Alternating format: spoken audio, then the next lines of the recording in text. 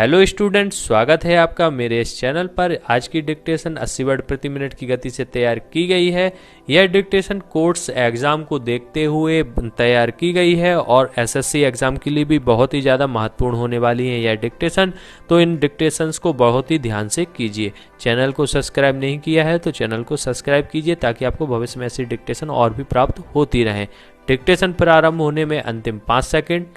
4, 3, 2, 1 start. महोदय, मेरे विचार में भारत में ऐसे 5 आदिवासी क्षेत्र हैं जो जनसंख्या घनत्व के आधार पर अंतर रखते हैं, विकास की दृष्टि से अलग अलग हैं, सामाजिक परिवर्तन के आधार पर अंतर रखते हैं।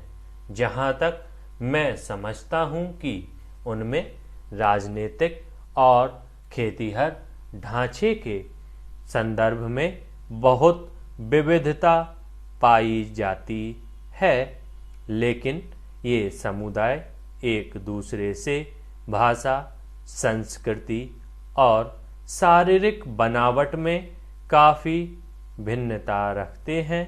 मुझे यह कहने में कोई संकोच नहीं हो रहा है कि आदिवासी क्षेत्रों में सबसे गतिशील क्षेत्र उत्तर पूर्व का क्षेत्र दिखाई पड़ रहा है। बाकी देश से इसके संबंध प्रगाढ़ बनाने का काम अभी चल ही रहा है। इसके बाद मध्यवर्ती भारत का आदिवासी क्षेत्र है जो गुजरात के, मध्य प्रदेश के, ऊपरी आंध्र प्रदेश से लेकर पश्चिम बंगाल तक फैला हुआ है। यह झारखंड क्षेत्र कहलाता है।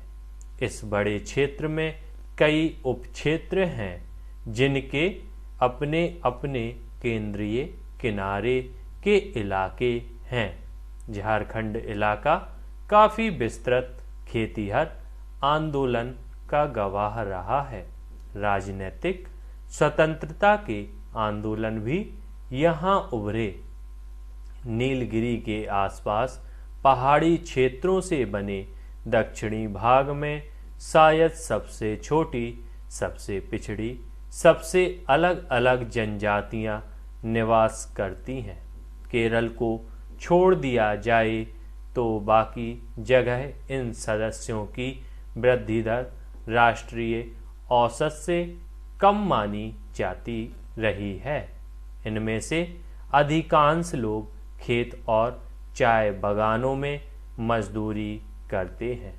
यहाँ इनकी श्रम भागीदारी दर 52 से 63% है, जो देश में सबसे ज़्यादा है। अलबत्ता टोडा कुर्चियान समुदाय में कुछ संपन्न तबका जरूर मालूम पड़ता है जिसने शिक्षा और नकद अर्थव्यवस्था का भरपूर फायदा उठाया है। भारत का उत्तर पश्चिमी हिमालय क्षेत्र सबसे विरल, सबसे कम संसाधनों वाला इलाका रहा है। हिमाचल प्रदेश और उत्तर प्रदेश के आदिवासी सीमांत प्रदेश सबसे गरीब पिछड़े इलाके के नाम से पुकारे जाते हैं। इन इलाकों की जनसंख्या वृद्धि दर बहुत कम और श्रम भागीदारी दर बहुत ज़्यादा है। यह हमारे लिए पीड़ा की बात है कि यह इलाका बहुपति प्रथा के लिए प्रसिद्ध है। तिब्बत के साथ व्यापार खत्म हो जाने से इस इलाके के आदिवासियों की अर्थव्यवस्था गड़बड़ा चुकी है। अंडमान निकोबार द्वीप समूह में 2 जनजातीय समूह हैं। अंडमानी सबसे अलग थलग लगभग स्थिर आबादी वाले समूह हैं।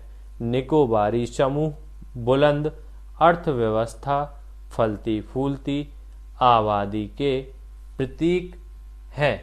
धन्यवाद स्टूडेंट्स। डिक्टेशन यदि आपको पसंद आई है तो इसको लाइक कीजिए, अधिक से अधिक शेयर कीजिए और चैनल को सब्सक्राइब कीजिए।